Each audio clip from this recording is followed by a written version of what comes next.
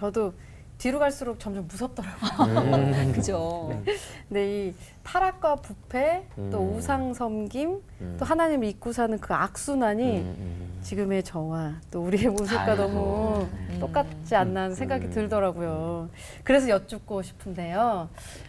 이스라엘 백성들이 이렇게 타락했는데도 하나님께서 사사들을 보내셔서 그들을 왜 그토록 구원하시고 싶어 하셨을까? 그리고 또 나설 자격이 없어 보이는 이들을 또 사사로 세우셔서 보내신 이유가 특별한 또 이유가 있을지 궁금합니다. 글쎄요. 여러분은 왜 그러신 것 같아요? 첫 번째 건 어떻게 보면 조금 심플하게, 그죠? 제가 왜 이렇게 영어를 많이 써요? 단순하게 이제 대답할 수 있으니까 하나님의 은혜죠, 사실은, 그죠? 부르짖으니까 하나님이 그거에 귀를 여전히 기울이신다는 것은 정말 감사한 거죠. 정말 무서운 순간은 뭐예요? 아무리 부르짖어도 맞아. 대답하지 않으실 때가 온다는 거예요. 맞아. 지금은 괜찮아요. 근데 그때가 되면 모든 심판이 끝나면 이제는 또 영어 쓰려고 너무 늦었죠. too late, 그죠? 너무 늦은 시간이 온 거고요. 저는 그 말을 쓰고 싶어요. 그러니까 하나님이 우리를 보면 누구를 쓰겠어요? 이 중에 완벽한 사람 있어요? 이 사람이면 완벽해. 없어요. 그렇기 때문에 그럼에도 불구하고라는 말을 저는 드리고 싶어요. 그러니까 뭐 죄송하지만 두 분은 완벽하실 수 있으나 이렇게 사사기적으로 저의 삶도 들여다보고 다 보면 왜 저래? 근데 왜 월포연에 나온 거야? 막 이럴 수 있어요. 근데 하나님, 우리가 이제 거기서 의존할 건 뭐냐면 하나님이 일단은 선택하시고 사용하셨다는 건데 그들이 그럼에도 불구하고 강점이 나와요. 예를 들면 기드온도 굉장히 의심도 많고 막 이런데도 여호와께서 너희를 다스린다는 둥, 또 입다도 조금 불안당 같은 배경이 있는데도 또 여호와께서 판단하신 거고. 삼손은 어때요? 그럼에도 불구하고 뭐 하나만은 누구보다도 뛰어나냐면 그 적 블레셋을 무찌르려는 열정은 누구보다도 뛰어나. 그러니까 그의 단점을 보지 않고 그것을 보시고 그럼에도 불구하고 사용하시는 거예요. 그러니까 우리 모두도 그래요, 사실은. 네. 그죠? 그래서 여러분이 나 완벽하지 않다고 너무 좌절하지 마시고 하나님이 사용하시고 선택하셨다는 거에 위로를 받으셨으면 좋겠습니다. 네. 김 목사님은 어떤 생각 갖고 계세요? 저는 그 자매님이 주신 질문에 좀 답이 있는 것 같아요. 주신 질문 중에 나설 자격이 없어 보이는 이들을 사사로 삼아서 보내신 특별한 이유가 있으십니다. 그러니까 말 그대로 이 사사들이 능력 있고 잘나서 승리하고 이긴 전쟁이 아닌 거예요.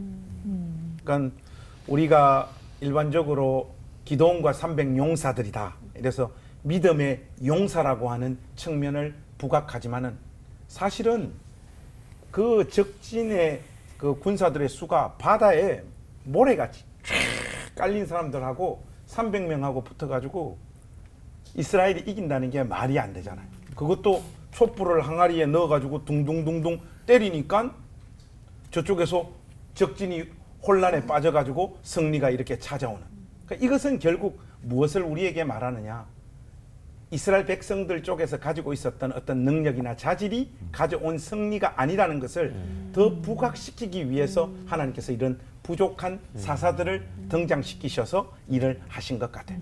그리고 또 하나의 측면에서 보자면 이스라엘 백성들은 이런 짓들을 끊임없이 지금 반복하잖아요. 그런데도 하나님은 끊임없이 그들의 기도와 탄식에 귀를 기울이시고 때를 따라 도우시는 은혜로 그들과 함께 하세요. 이것은 또 다른 한 측면에서 보자면 이스라엘 백성들의 가장 무시무시한 죄, 잘못된 실수라도 그들을 향한 하나님의 신실하심과 하나님의 은혜 베푸심을 꺾을 수 없다라는 거예요. 그래서 이런 현실 속에서 우리가 어떤 부분들을 좀 자각하면 좋은가 하면 저는 십자가 이야기를 좀 해보고 싶어요. 십자가 다음에 뭐가 있습니까? 부활이 있죠. 이거는 우리가 교회에서 하도 많이 들어서 십자가 다음에는 예수님의 부활이 있다. 이렇게 이야기를 하지만은 그 현실을 처음 맞이하는 사람들의 입장을 한번 생각해 보세요. 십자가라고 하는 것은 죽음이잖아요. 다 끝나버렸습니다. 그냥 희망이라고는 하나도 없고 절망 그 자체가 그냥 찾아왔어요. 다른 어떤 것들을 기대할 수 없는 현실이잖아요. 하나님은 인간들이 생각할 때 이제 다 끝났다라고 하는 그 절망을 재료로 삼아 부활의 영광을 빚어내시는 분이란 말이죠. 우리 인생을 우리가 한번 뒤돌아보면 자기 인생 마음에 들어하는 사람 별로 없어요. 신자로서 사는 인생이라고 하지만 구질구질하잖아요. 죄 가운데 뒹굴었던 시간들이 너무 많아서 하나님 앞에 그 실존 때문에 괴로운 날들이 많잖아요. 내가 생각해도 내 삶이 초라하고 별것 아닌 것 같고 마음에 안 들잖아요.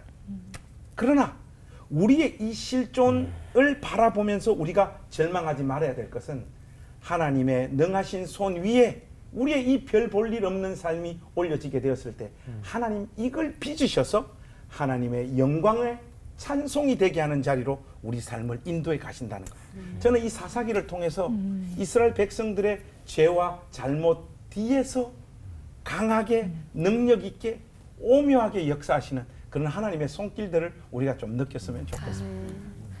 사사기의 인물들을 향한 그 하나님의 사랑이 또 오늘 우리에게도 임하고 있구나 하니까 진짜 은혜가 되네요.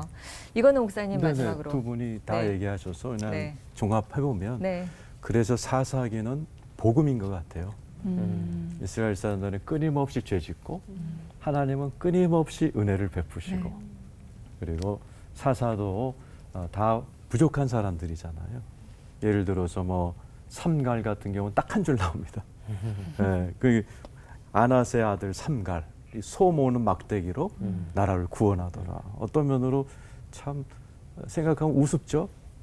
왜냐하면 삼갈이란 이름은 이스라엘 이름이 아니래요. 가나안 사람들의 이름이고 아나스의 아들, 아나스는 그 당시 가나안 지역의 여신의 이름이었다고. 그러니까 어떤 면에서 저같이 우리 어머님이 보살이셨고 할머니가 절지었고 그런 저 같은 나를 여기 올보내까지 나오게 하셨잖아요. 그러니까 하나님은 어떤 자라도 선택하실 수 있고 어떤 환경에서도 쓰실 수 있다. 그래서 사사기의 주인공은 사실은 사사가 아니고 하나님이시다라는 거죠. 그러니까 사사기는 큰 복음인 것 같습니다.